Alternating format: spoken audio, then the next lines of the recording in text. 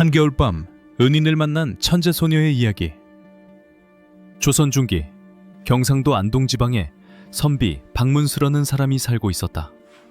그는 30이 넘도록 과거에 급제하지 못한 가난한 유생이었지만 학문에 대한 열정만큼은 누구에게도 뒤지지 않았다. 아내 최씨 부인과 함께 초라한 초가집에서 살며 낮에는 서당에서 아이들을 가르치고 밤에는 과거 공부에 매진하는 나날을 보내고 있었다. 그들 부부에게는 자식이 없었는데 이는 부부에게 큰 근심거리였다. 그 최씨 부인은 자식을 낳지 못하는 것에 대해 늘 남편에게 미안한 마음을 품고 있었고, 박문수는 그런 아내를 위로하며 하늘의 뜻이 있을 것이라고 다독이곤 했다. 어느 해 섣달 금음, 박문수는 인근 마을 부잣집에서 그를 가르치고 받은 쌀 한 마를 등에 지고 집으로 돌아가는 길이었다. 날씨가 매우 추웠고 하늘에서는 한방눈이 내리고 있었다. 해는 이미 넘어가고 어둠이 깔리기 시작했는데 산길을 걷던 박문수는 갑자기 어디선가 들려오는 미약한 울음소리를 들었다. 처음에는 바람소리인가 싶었지만 귀를 기울이자 분명 어린아이의 울음소리였다. 그는 주저없이 소리가 나는 쪽으로 발걸음을 옮겼고 눈 쌓인 길가의 커다란 소나무 아래에서 누더기를 두른 작은 아이를 발견했다. 아이는 겨우 5살쯤 되어 보였는데 추위에 떨며 작게 흐느끼고 있었다. 박문수가 다가가 아이를 안아올리자 아이는 얼어붙은 듯 차가웠고 의식도 희미한 상태였다. 그는 당장 자신의 두루마기를 벗어 아이를 감싸고 등에 업은 채 집으로 뛰어갔다. 집에 도착한 박문수는 최씨 부인에게 사정을 설명했고 부인은 놀라면서도 재빨리 아랫목에 불을 떼고 따뜻한 물을 데워 아이를 돌보기 시작했다. 밤새도록 부부는 번갈아가며 아이를 간호했고 다음날 새벽이 되어서야 아이는 겨우 의식을 되찾았다. 아이가 눈을 뜨자 박문수는 부드럽게 물었다. 아이야, 너는 어디서 왔느냐? 부모님은 어디 계시냐? 하지만 아이는 대답 대신 눈물만 흘렸다. 최씨 부인이 따뜻한 죽을 먹이며 다시 물었지만 아이는 여전히 말이 없었다. 며칠을 지켜본 결과 아이가 말을 못하는 것은 아니고 다만 무언가 큰 충격을 받아 말을 하지 않는 것 같았다. 부부는 관가에 알려 아이의 가족을 찾아보려 했지만 아무런 소식도 들을 수 없었다. 당신은 흉년이 든 애여서 굶주림을 이기지 못하고 자식을 버리는 부모들이 적지 않았던 시기였다. 한 달이 지나도 아이의 가족을 찾을 수 없자 박문수 부부는 아이를 자신들의 딸로 삼기로 결정했다. 최씨 부인이 말했다. 여보, 이것도 하늘이 우리에게 내려주신 인연이 아니겠어요? 우리가 자식 없이 살아온 것도 제가 아이를 낳지 못한 것도 모두 이 아이를 맞이하기 위한 하늘의 뜻이었던 것 같습니다. 박문수도 고개를 끄덕이며 대답했다. 그렇소. 이 아이를 만난 것도 인연이고 목숨을 구한 것도 인연이니 이제부터 우리의 소중한 딸로 키웁시다. 그들은 아이에게 박연화라는 이름을 지어주었다. 연꽃처럼 맑고 아름답게 자라기를 바라는 마음에서였다. 연화는 새로운 환경에 적응하며 조금씩 마음을 열기 시작했다. 비록 말은 하지 않았지만 눈빛으로 감사의 마음을 전했고 집안일을 거들며 부부에게 효성을 다했다.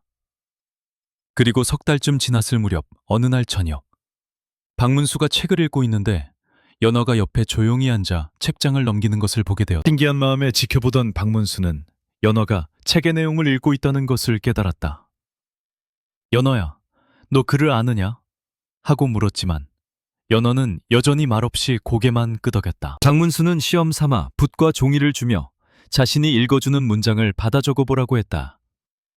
놀랍게도 연화는 한 글자도 틀리지 않고 정확하게 받아 적었을 뿐만 아니라 글씨체도 또렷하고 아름다웠다. 박문수는 깜짝 놀라 더 어려운 문장들을 불러주었지만 연화는 모두 정확하게 써냈다. 그날 이후 박문수는 연화에게 본격적으로 학문을 가르치기 시작했다. 처음에는 기초적인 한문 문장부터 시작했는데 연화는 한번 배운 것을 절대 잊지 않았고 이해도 빨랐다. 사서삼경의 문장들을 가르치면 단번에 외웠고 그 뜻도 제대로 파악했다. 더욱 놀라운 것은 연화가 배운 내용을 바탕으로 자신만의 생각을 글로 표현할 줄 안다는 점이었다. 비록 말은 하지 않았지만 붓으로 쓰는 글에는 깊은 사색과 통찰이 담겨 있었다. 박문수는 평생 학문을 해온 사람이었지만 이렇게 뛰어난 재능을 가진 아이는 처음 보았다. 그는 최씨 부인에게 말했다. 여보, 연어는 보통 아이가 아니오. 이 아이에게는 하늘이 내린 재주가 있어. 우리가 이 아이를 잘 가르쳐야겠어. 최 씨 부인도 기쁜 마음으로 남편의 말에 동의했다. 그렇게 1년이 지났다. 연어는 이제 8살이 되었고 학문의 깊이는 보통 성인학자들도 따라올 수 없을 정도가 되었다. 박문수가 가르치는 서당의 어른 제자들보다도 더 깊은 이해를 보였고 시를 짓게 하면 수준 높은 작품을 써냈다. 그러던 어느 날 연화가 처음으로 입을 열었다. 아버지. 단 한마디였지만 박문수와 최 씨 부인은 눈물을 흘렸다. 1년 넘게 말을 하지 않던 아이가 드디어 목소리를 낸 것이었다. 박문수가 떨리는 목소리로 물었다. 연어야, 드디어 말을 하는구나. 그동안 왜 말을 하지 않았느냐? 연어는 차분한 목소리로 대답했다. 제가 겪은 일들이 너무 슬퍼서 말을 할 수가 없었어요. 하지만 아버지와 어머니의 사랑 덕분에 이제는 그 슬픔을 이겨낼 수 있을 것 같아요. 연어는 천천히 자신의 이야기를 들려주었다. 그녀는 원래 한양에 사는 양반가의 딸이었다. 아버지는 벼슬을 하는 관리였고 어머니는 책을 좋아하는 교양 있는 분이었다. 연어는 어려서부터 총명했고 부모님의 사랑을 듬뿍 받으며 자랐다. 하지만 연화가 5살이 되던 해 아버지가 억울한 노념을 쓰고 옥에 갇히는 일이 벌어졌다. 정적들의 모함으로 영모에 연루되었다는 죄목이었다. 결국 아버지는 옥사했고 집안은 풍비박산이 났다. 어머니는 연어를 데리고 도망쳤지만 추격을 받았다. 어느 겨울날 밤 눈 내리는 산길에서 어머니는 연어를 나무 아래에 숨겨두고 추격자들을 따돌리려 했다. 연어야, 여기서 조용히 있거라. 엄마가 금방 돌아올게. 그것이 어머니의 마지막 말이었다. 연어는 밤새도록 그 자리에서 어머니를 기다렸지만 어머니는 돌아오지 않았다. 나중에 안 사실이지만 어머니는 추격자들에게 붙잡혀 목숨을 잃었다고 했다. 이 이야기를 들은 박문수와 최 씨 부인은 눈물을 흘리며 연어를 꼭 껴안았다. 연어야, 너무나 힘든 일을 겪었구나. 이제는 우리가 내 부모다. 우리가 너를 지켜줄 것이니 걱정하지 마라.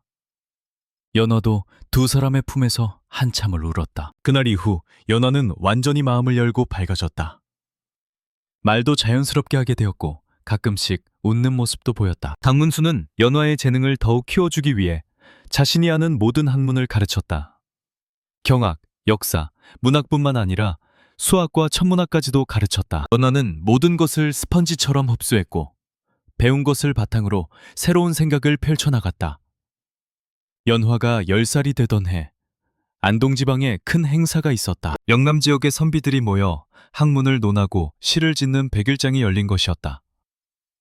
감사어른께서도 참석하는 큰 행사였다. 박문수도 제자들을 데리고 이 행사에 참석했는데 연화도 함께 가고 싶다고 했다. 박문수는 처음에는 망설였다. 여자아이가 그런 자리에 가는 것이 적절하지 않다고 생각했기 때문이었다. 하지만 연화가 간절히 부탁하자 결국 허락했다. 다만 연화에게 남자아이의 옷을 입히고 머리도 남자아이처럼 묶어주었다. 연화는 박연이라는 가명을 쓰고 박문수의 제자로 행세하기로 했다. 백일장이 시작되자 수많은 선비들이 자신의 실력을 뽐냈다. 시제는 봄날의 정자에서였다. 참가자들은 각자 붓을 들어 시를 쓰기 시작했다. 연화도 조용히 붓을 들었다. 그녀는 잠시 생각에 잠기더니 단번에 시를 써내려갔다. 심사위원들이 참가자들의 작품을 하나씩 살펴보는데 연화의 작품 차례가 되었다. 심사위원 중 한 명인 노학자가 연화의 시를 읽더니 눈이 휘둥그레졌다. 이것 보게. 이 시를 좀 보게나. 다른 심사위원들도 모여들어 시를 읽었다. 시의 내용은 이러했다. 정자에 앉아 봄바람을 맞으니 지난 겨울의 추위가 아득하구나.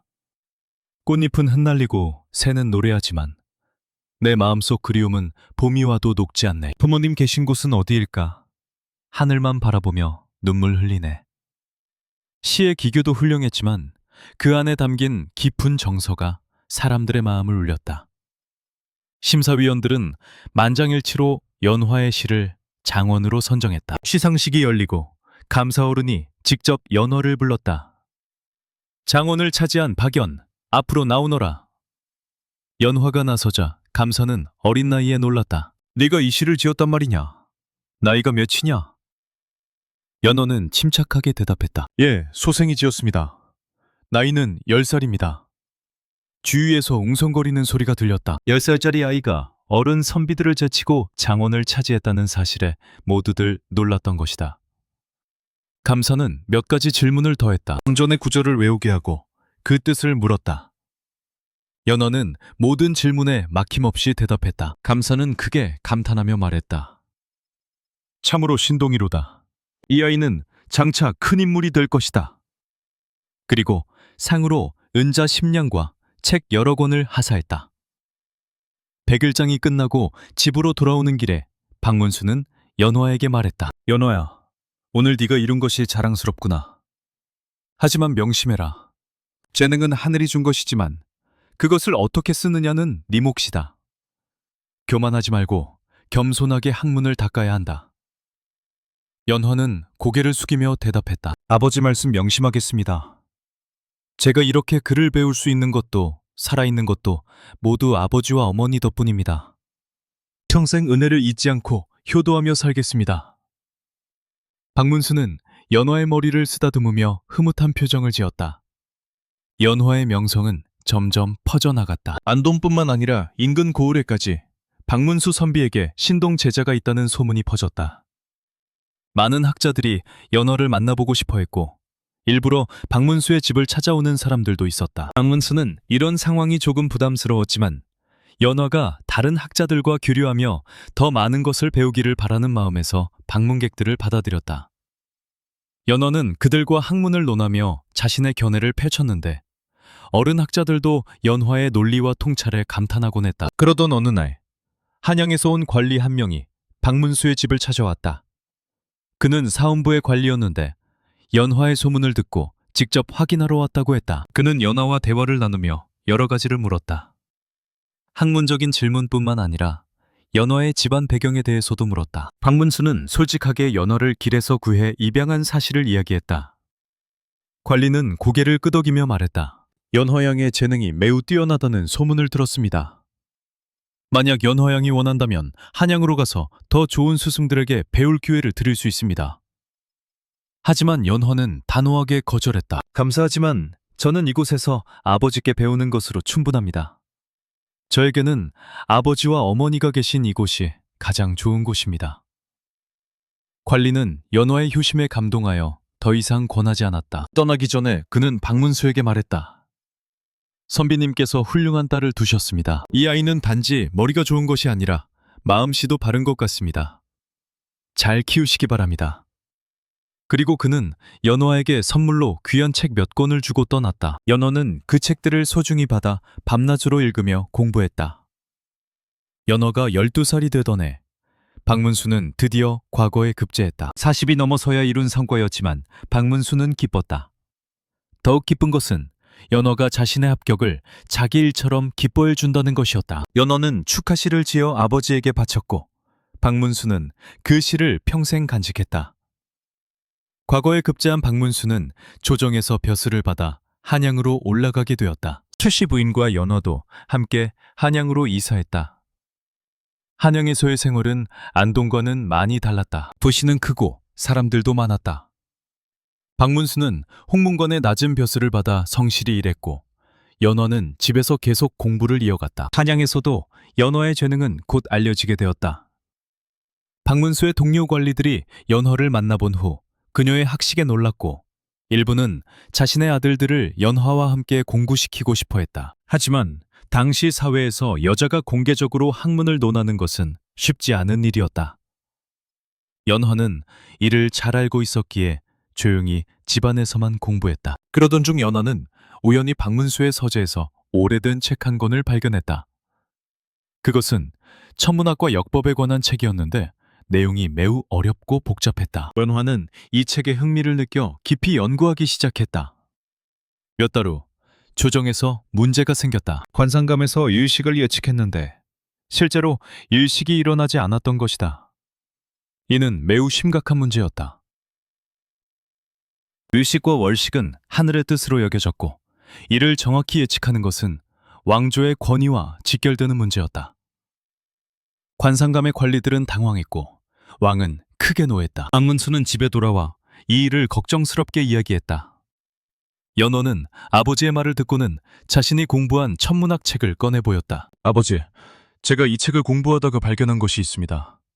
현재 관상담에서 쓰는 역법에는 약간의 오류가 있는 것 같습니다. 박문수는 놀라며 연화의 설명을 들었다. 연화는 복잡한 계산을 보여주며 어디에서 오류가 생겼는지를 명확하게 설명했다.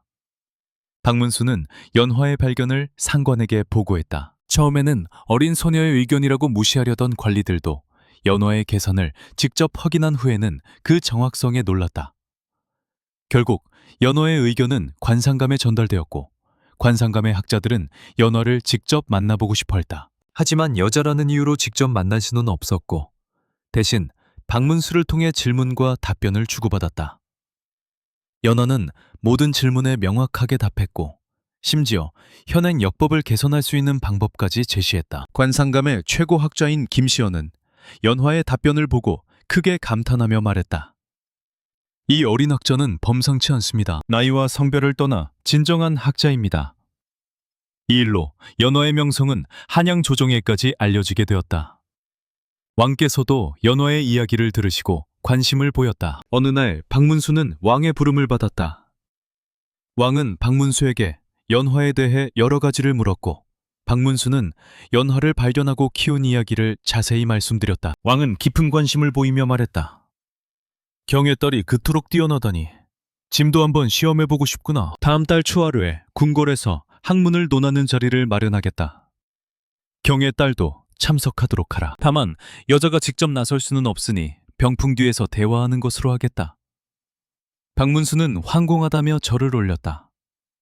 정해진 날이 되자 연화는 박문수와 함께 궁궐로 들어갔다. 왕이 계신 정각에는 조정에 뛰어난 학자들이 모여 있었다. 왕은 병풍을 치게 하고 연화가 그 뒤에 앉게 했다. 그리고 학문에 관한 여러 질문을 했다. 처음에는 간단한 경전 해석부터 시작했지만 점점 어려운 질문으로 이어졌다. 연화는 모든 질문에 막힘없이 대답했다. 심지어 왕이 던진 까다로운 철학적 질문에도 깊이 있는 답변을 내놓았다. 자리에 있던 학자들도 하나둘씩 질문을 했고 연화는 그들과 대등하게 논쟁을 벌였다. 몇 시간에 걸친 토론 끝에 왕은 크게 만족하며 말했다. 과연 소문대로 뛰어난 재주로다. 경에 따른 이 나라의 보배다. 왕은 연화에게 상을 내리고 박문수에게도 상을 내렸다. 또한 특별히 명하여 연화가 궁중도서관을 자유롭게 이용할 수 있게 했다. 이는 매우 이례적인 일이었다. 연화는 이 기회를 활용하여 더욱 깊이 공부했다. 궁중도서관에는 일반인이 볼 수 없는 귀한 책들이 많았고 연화는 그 책들을 읽으며 지식을 넓혀갔다. 특히 중국의 고전 철학서들과 과학 서적들을 탐독했다. 연화가 15살이 되던 해 조정에 또 다른 문제가 생겼다. 이번에는 흉년에 대한 대책이 문제였다. 몇 년째 계속되는 가뭄으로 백성들이 굶주리고 있었는데 조정의 대책이 효과를 보지 못하고 있었다. 왕은 신하들에게 대책을 물었지만 뾰족한 수가 나오지 않았다. 박문수는 집에 돌아와 이 문제를 연화와 상의했다. 연화는 며칠을 고민한 끝에 상소문을 작성했다.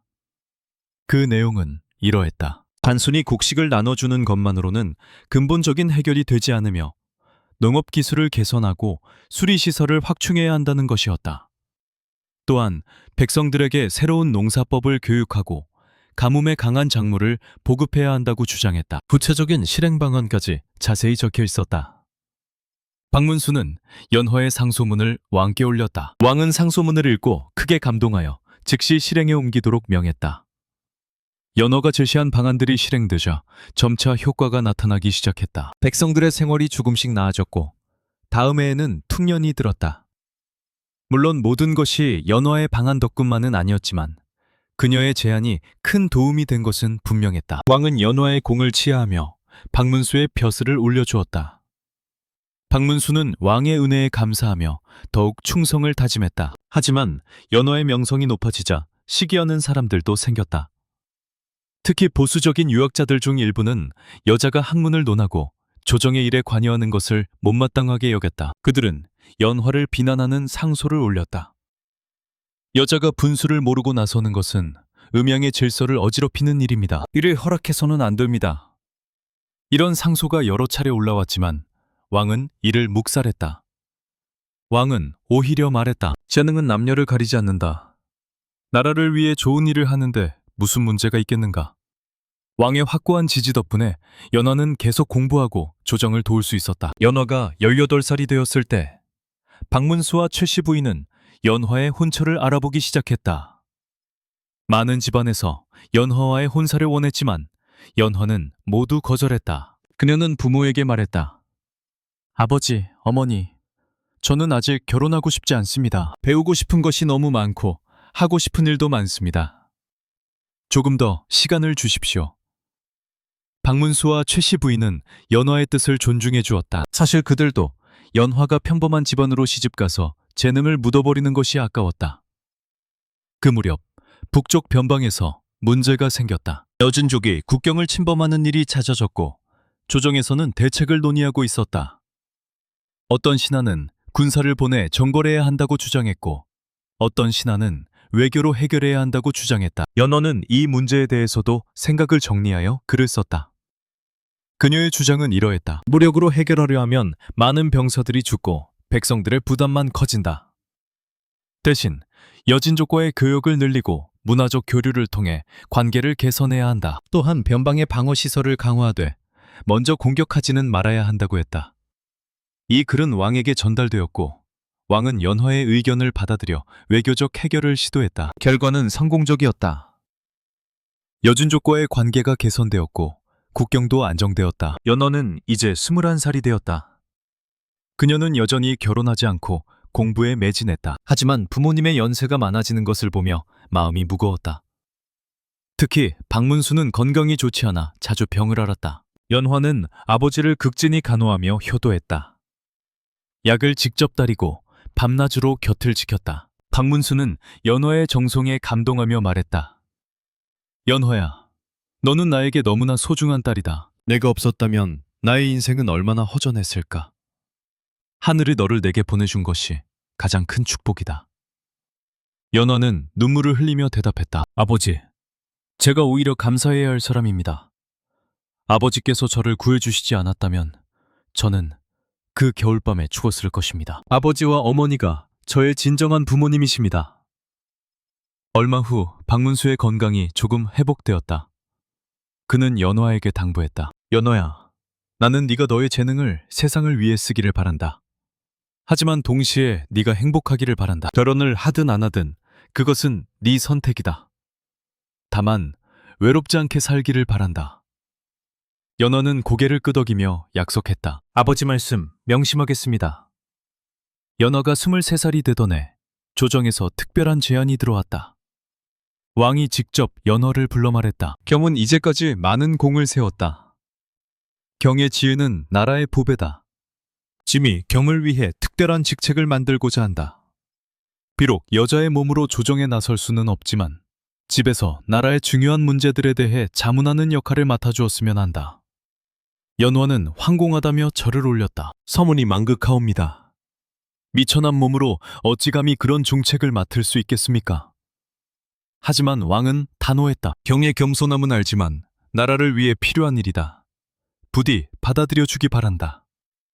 결국 연화는 왕의 명을 받들어 왕실의 비공식 자문으로 일하게 되었다. 중요한 정책 결정이 필요할 때마다 연화의 의견을 구했고 연화는 신중하게 생각한 후 글로 의견을 제시했다.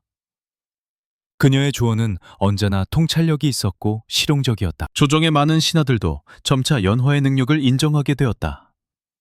물론 여전히 불만을 품은 사람들도 있었지만 연화가 실제로 나라에 도움이 되는 일을 하고 있다는 것은 부인할 수 없는 사실이었다. 연화는 또한 백성들을 위한 일에도 관심이 많았다. 그녀는 부모님과 상의하여 가난한 아이들을 위한 학당을 열었다. 집안의 재산을 털어 작은 서당을 만들고 글을 배우고 싶어하는 아이들을 무료로 가르쳤다. 처음에는 남자아이들만 받았지만 나중에는 여자아이들도 받아들였다. 당시로서는 매우 파격적인 일이었다. 연화는 직접 아이들을 가르치지는 못했지만 좋은 선생님들을 고용하고 교육 방침을 정했다. 그녀가 만든 학당은 점차 유명해졌고 많은 가난한 집 아이들이 그곳에서 교육을 받았다. 그중 몇몇은 나중에 과거에 급제하여 관리가 되기도 했다. 연화가 26살이 되던 해 박문수가 세상을 떠났다. 연화는 크게 슬퍼하며 3년상을 치렀다. 상중에도 그녀는 아버지가 남긴 글들을 정리하고 아버지의 뜻을 기리는 책을 편찬했다. 박문수의 학문과 삶을 담은 이 책은 후대에 많은 영향을 미쳤다. 최씨 부인도 남편을 잃은 슬픔에 건강이 나빠졌지만 연화가 극진히 모시며 위로했다. 어머니와 딸은 서로에게 의지하며 슬픔을 이겨냈다. 상을 마친 후 연화는 다시 공부와 나라를 위한 일에 몰두했다. 그녀는 여러 분야의 책을 저술했다. 농업기술에 관한 책, 천문학에 관한 책, 철학에 관한 책 등 다양한 주제의 저서를 남겼다. 특히 여자도 학문을 할 수 있다는 주제로 쓴 글은 당대에 큰 논쟁을 일으켰다. 보수적인 유학자들은 이를 비난했지만 개혁적인 학자들과 일부 젊은 선비들은 지지를 보냈다. 연화는 이런 논쟁에 직접 참여하지는 않았지만 자신의 삶 자체로 여성도 충분히 학문을 할 수 있다는 것을 증명했다. 연화가 30살이 되던 해 뜻밖의 소식이 들려왔다. 어릴 적 연화를 버렸던 생모의 일가 중 한 명이 연화를 찾아온 것이었다. 그는 연화의 외삼촌이라고 밝혔다. 연화야, 네 어머니는 돌아가시기 전 너를 찾으라는 유언을 남기셨다. 우리가 너를 찾느라 오랜 시간이 걸렸다. 연화는 복잡한 심정이었다. 한편으로는 생모의 일가를 만나게 되어 감회가 깊었지만 다른 한편으로는 자신을 키워준 박문수와 최씨 부인이 진정한 부모라고 생각했다. 연화는 외삼촌에게 말했다. 생모님의 소식을 전해주셔서 감사합니다. 하지만 저를 키워주신 분은 박문수 선비님과 최씨 부인이십니다. 그분들이 저의 진정한 부모님입니다. 외삼촌은 연화의 말을 이해했다. 그는 연화에게 생모가 남긴 물건 몇 가지를 전해주었다. 그 중에는 어린 연화의 그림과 생모가 쓴 편지가 있었다. 편지에는 이렇게 적혀 있었다. 연화야, 어미가 너를 버린 것을 용서해다. 어미는 너를 살리기 위해 그럴 수밖에 없었다. 부디 좋은 사람을 만나 행복하게 살기를 바란다. 어미는 언제나 너를 사랑한다. 연화는 편지를 읽고 눈물을 흘렸다. 생모도 어쩔 수 없는 상황에서 그런 선택을 했다는 것을 이해했다. 그녀는 생모의 묘를 찾아가 절을 올리고 명복을 빌었다. 연화는 계속해서 조정의 자문 역할을 충실히 수행했다. 그녀의 조언은 언제나 신중하고 현명했다. 어느 날 왕이 연화에게 물었다. 겸은 아직도 혼인할 생각이 없는가? 연화는 대답했다. 전하, 소첩은 학문과 나라를 위한 일에서 충분한 만족을 얻고 있습니다. 혼인이 없다고 해서 외롭지 않습니다. 왕은 고개를 끄덕이며 말했다. 그렇다면 경의 뜻을 존중하겠다. 다만 경이 외롭지 않기를 바랄 뿐이다. 연화가 35살이 되던 해 최씨 부인도 세상을 떠났다. 연화는 다시 한번 큰 슬픔에 빠졌다. 부모님을 모두 잃은 그녀는 한동안 깊은 상실감에 휩싸였다. 하지만 부모님이 자신에게 가르쳐준 것들을 떠올리며 다시 일어섰다. 그녀는 부모님의 묘를 정성껏 모시고 제사를 빠뜨리지 않았다. 또한 부모님을 기리는 사당을 세워 그들의 은덕을 기렸다. 이후 연화는 더욱 백성들을 위한 일에 힘썼다. 그녀가 세운 학당을 더욱 확대하여 여러 곳에 분교를 만들었다. 또한 가난한 사람들을 위한 의료시설도 만들었다. 자신이 공부한 의학 지식을 활용하여 간단한 병은 직접 치료해 주기도 했다. 백성들은 연화를 은혜로운 선생님이라고 불렀고 깊이 존경했다. 연화가 40살이 되었을 때 왕이 그녀를 불러 특별한 부탁을 했다. 경에게 부탁이 있다. 경의 일생과 학문을 정리하여 책으로 남겨주었으면 한다. 그것은 후세 사람들에게, 특히 여성들에게 큰 귀감이 될 것이다. 연화는 왕의 명을 받들어 자서전을 쓰기 시작했다. 그녀는 자신이 겪은 일들, 배운 것들, 깨달은 것들을 솔직하게 기록했다. 특히 부모님에 대한 감사와 사랑을 깊이 있게 표현했다. 책의 제목은 설중매화였다. 은 속에서도 피어나는 매화처럼 어려움 속에서도 꿋꿋이 살아온 자신의 삶을 비유한 것이었다. 이 책은 출간되자마자 큰 반향을 일으켰다. 많은 사람들이 연화의 이야기에 감동했고 특히 여성들에게 큰 영향을 미쳤다. 일부 양반가의 딸들도 연화를 본받아 학문을 시작했다. 물론 보수적인 사람들의 비판도 있었지만 시대는 조금씩 변하고 있었다. 연화는 말년의 제자들을 길렀다. 그녀는 뛰어난 재능을 가진 젊은이들을 선발하여 직접 가르쳤다.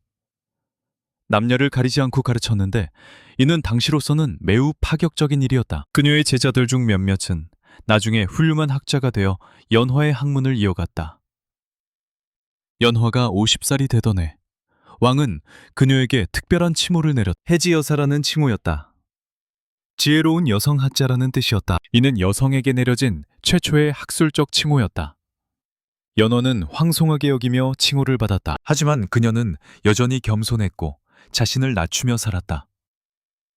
연화는 60이 되어서도 여전히 정정했다. 그녀는 계속해서 책을 읽고 글을 썼다. 또한 젊은 학자들과 교류하며 새로운 학문을 배우는 것을 멈추지 않았다. 어느 날 제자 중 한 명이 물었다. 선생님, 선생님께서는 평생 공부만 하시는데 지치지 않으십니까? 연화는 미소를 지으며 대답했다. 배움에는 끝이 없다. 배울수록 내가 모르는 것이 얼마나 많은지 깨닫게 된다. 그것이 바로 학문의 즐거움이다.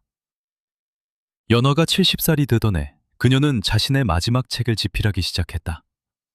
제목은 백성을 위한 정치였다. 평생 동안 나라를 위해 일하며 깨달은 것들을 정리한 책이었다. 그녀는 백성이 나라의 근본이며 정치는 백성을 위해 존재한다고 강조했다. 또한 부패를 막고 공정한 사회를 만들기 위한 구체적인 방안들을 제시했다. 이 책은 연화가 세상을 떠난 후에 출간되었지만 후대의 정치가들에게 큰 영향을 미쳤다. 연화가 75세가 되던 봄, 그녀는 건강이 급격히 나빠졌다. 제자들과 지인들이 찾아와 문안을 드렸다. 연화는 그들에게 마지막 당부를 했다. 나는 평범한 사람으로 태어나 하늘의 은혜와 부모님의 사랑으로 여기까지 왔다. 너희들도 항상 감사하는 마음을 잊지 말고 배운 것을 세상을 위해 쓰기 바란다. 그해 여름, 연화는 조용히 눈을 감았다. 그녀의 장례식에는 수많은 사람들이 모여 애도했다. 왕도 특사를 보내 조문했고 연화의 공을 기리는 비석을 세우도록 명했다. 연화가 묻힌 곳은 부모님의 묘 옆이었다. 그녀가 평소에 그렇게 원했기 때문이었다. 묘비에는 이렇게 적혀 있었다. 해지여사 박연화의 묘. 어린 시절 부모를 잃었으나 은인을 만나 새 삶을 얻었고 학문으로 나라를 섬기고 백성을 사랑했다. 그녀의 지혜와 덕은 영원히 기억될 것이다. 연화의 이야기는 후대에 전해져 많은 사람들에게 영감을 주었다. 특히 여성들에게는 희망의 상징이 되었다. 어려운 환경에서도 꿈을 포기하지 않고 자신의 재능을 발휘하여 세상에 기여할 수 있다는 것을 보여준 것이었다. 연화가 세운 학당은 그녀가 죽은 후에도 계속 운영되었고 수많은 학생들을 길러냈다. 세월이 흘러 100년이 지난 후 연화의 삶을 다룬 이야기는 더욱 널리 퍼졌다. 사람들은 그녀를 설중매화라고 불렀다. 추운 겨울 눈 속에서도 꿋꿋이 피어나는 매화처럼 어려움 속에서도 아름다운 삶을 피워낸 그녀를 기리는 이름이었다. 아이들은 연화의 이야기를 들으며 자랐고 많은 이들이 그녀처럼 살고 싶어 했다. 연화의 이야기에서 우리가 배울 수 있는 교훈은 많다. 첫째, 어떤 상황에서도 희망을 잃지 말아야 한다는 것이다. 연화는 부모를 잃고 죽음의 문턱까지 갔지만 새로운 부모를 만나 새 삶을 시작했다. 둘째, 받은 은혜를 잊지 않고 보답해야 한다는 것이다. 연화는 평생 부모님의 은혜를 잊지 않고 효도했으며 그 사랑을 다른 사람들에게도 나누어 주었다. 셋째, 재능은 개인의 것이 아니라 사회를 위해 쓰여야 한다는 것이다. 연화는 자신의 뛰어난 학문을 나라와 백성을 위해 사용했다.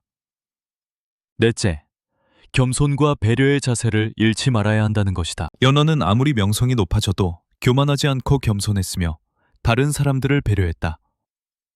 연화의 양부모인 박문수와 최씨 부인의 이야기도 잊혀서는 안 된다. 그들은 자신들도 가난했지만 눈 속에서 발견한 아이를 외면하지 않고 구했다. 자식이 없던 그들에게 연화는 하늘이 준 선물이었지만 동시에 그들도 연화에게는 생명의 은인이었다. 그들은 연화의 재능을 발견하고 최선을 다해 교육했다.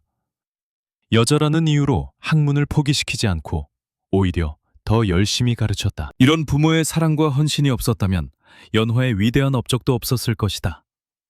또한 연화를 지지해준 왕의 역할도 중요했다. 보수적인 신하들의 반대에도 불구하고 왕은 연화의 재능을 인정하고 활용했다. 성별이나 신분에 관계없이 능력 있는 사람을 등용하는 것이 나라를 위한 길이라는 것을 알았던 것이다. 이는 오늘날에도 중요한 교훈이다. 편견을 버리고 사람의 진정한 가치를 보는 눈이 필요하다는 것을 알려준다. 연어의 이야기는 또한 교육의 중요성을 일깨워준다. 연어가 그토록 뛰어날 수 있었던 것은 타고난 재능도 있었지만 좋은 교육을 받았기 때문이었다. 박문수는 비록 가난했지만 연화에게 최고의 교육을 제공했다. 연화 역시 배운 것을 혼자만 간직하지 않고 학당을 세워 가난한 아이들에게 교육 기회를 제공했다. 교육은 개인을 변화시킬 뿐만 아니라 사회 전체를 변화시킬 수 있는 힘이 있다는 것을 보여준다. 시간이 더 흘러 200년이 지났을 때 연화의 고향인 안동지방에는 그녀를 기리는 사당이 세워졌다. 사람들은 그곳에서 연화의 정신을 기렸고 특히 학문을 시작하는 학생들이 찾아와 성공을 기원했다. 사당에는 연화의 초상화와 함께 그녀가 쓴 글귀가 새겨져 있었다. 배움에는 끝이 없고 사랑에는 한계가 없으며 은혜에는 보답이 있어야 한다. 현대에 와서도 연화의 이야기는 여전히 많은 사람들에게 감동을 준다. 특히 어려운 환경에서 자라는 아이들에게 희망을 준다. 어떤 상황에서 태어났든 어떤 어려움을 겪었든 포기하지 않고 노력한다면 훌륭한 사람이 될 수 있다는 것을 보여주기 때문이다. 또한 입양된 아이들에게도 큰 위로가 된다. 혈연이 아니어도 진정한 부모-자식 관계를 맺을 수 있고 그의 사랑이 얼마나 아름다운지를 보여주기 때문이다. 연화의 이야기는 또한 여성의 잠재력에 대해서도 생각하게 한다. 전통적으로 여성에게 교육의 기회가 제한되었던 시대, 연화는 그런 제약을 뛰어넘어 학문적 성취를 이루었다. 이는 여성도 남성과 똑같은 지적 능력을 가지고 있으며 기회만 주어진다면 훌륭한 업적을 이룰 수 있다는 것을 증명한다. 오늘날 우리 사회가 성평등을 향해 나아가는 것도 연화와 같은 선구자들의 노력이 있었기에 가능한 일이다. 연화의 삶에서 또 하나 주목할 점은 그녀가 개인의 성공에만 집중하지 않았다는 것이다. 그녀는 자신이 받은 교육과 기회를 다른 사람들과 나누었다. 학당을 세워 가난한 아이들을 가르치고 의료시설을 만들어 병든 사람들을 돌보았다. 자신의 지식을 나라와 백성을 위해 사용했다. 이는 진정한 성공이 무엇인지를 보여준다. 개인의 부귀영화가 아니라 다른 사람들에게 도움이 되고 사회에 기여하는 것이 진정한 성공이라는 것을 알려준다. 연화가 평생 결혼하지 않은 것에 대해서도 생각해 볼 필요가 있다. 그녀는 결혼하지 않았지만 외롭지 않았다. 학문과 일, 그리고 제자들과의 관계에서 충분한 만족을 얻었다. 이는 행복의 형태가 하나만 있는 것이 아니라는 것을 보여준다. 전통적인 결혼과 가정이 유일한 행복의 길이 아니며 각자 자신에게 맞는 삶의 방식을 선택할 수 있다는 것을 알려준다. 연화의 이야기는 또한 시대를 앞서간 사람의 외로움과 고난에 대해서도 생각하게 한다. 그녀는 많은 비판과 반대에 직면했다. 보수적인 사람들은 그녀가 여성의 분수를 모른다고 비난했다. 하지만 연화는 그런 비판에 굴하지 않고 자신의 길을 걸었다. 이는 자신의 신념을 지키는 것이 얼마나 중요한지를 보여준다. 다른 사람들의 시선에 흔들리지 않고 옳다고 믿는 것을 실천하는 용기가 필요하다. 연화의 삶을 통해 우리는 인연의 소중함도 배운다. 만약 박문수가 그날 밤 다른 길로 갔다면, 또는 연화의 울음소리를 무시하고 지나갔다면 어떻게 되었을까? 연화는 그 추운 밤에 목숨을 잃었을 것이고 그녀의 재능도 세상에 알려지지 못했을 것이다. 작은 선택과 우연한 만남이 한 사람의 인생을 완전히 바꿀 수 있다. 그러므로 우리는 매 순간 만나는 사람들을 소중히 여기고 도움이 필요한 사람을 외면하지 말아야 한다. 연화의 이야기는 마지막으로 감사의 중요성을 일깨워준다. 연화는 평생 부모님의 은혜를 잊지 않았다. 부모님이 돌아가신 후에도 묘를 정성껏 돌보고 제사를 빠뜨리지 않았다. 자신이 이룬 모든 것이 부모님 덕분이라고 생각했다. 이런 감사하는 마음이 연화를 더욱 겸손하고 아름다운 사람으로 만들었다. 우리도 우리를 도와준 사람들에게 감사하는 마음을 가져야 한다. 그 감사가 우리를 더 나은 사람으로 만들어준다. 이렇게 연화의 이야기는 수백 년이 지난 지금까지도 사람들에게 전해지며 많은 교훈을 준다. 그녀의 삶은 한편의 아름다운 시와 같았다. 추운 겨울밤 문 속에서 시작된 이야기가 따뜻한 사랑과 헌신, 그리고 위대한 업적으로 이어졌다. 연어는 비록 이 세상을 떠났지만 그녀의 정신과 가르침은 영원히 살아있다. 그녀가 쓴 책들, 그녀가 세운 학당, 그녀가 키운 제자들을 통해 그녀의 삶은 계속되고 있다. 오늘날 우리가 연화의 이야기에서 배워야 할 가장 중요한 것은 무엇일까? 그것은 바로 사랑과 교육, 그리고 나눔의 힘이다. 박문수와 최씨 부인의 무조건적인 사랑이 연어를 살렸고, 교육이 그녀의 재능을 꽃피웠으며, 그 재능을 나눔으로써 많은 사람들이 혜택을 받았다. 이 세 가지가 조화를 이룰 때 개인도 행복하고 사회도 발전한다는 것을 연화의 삶이 보여준다.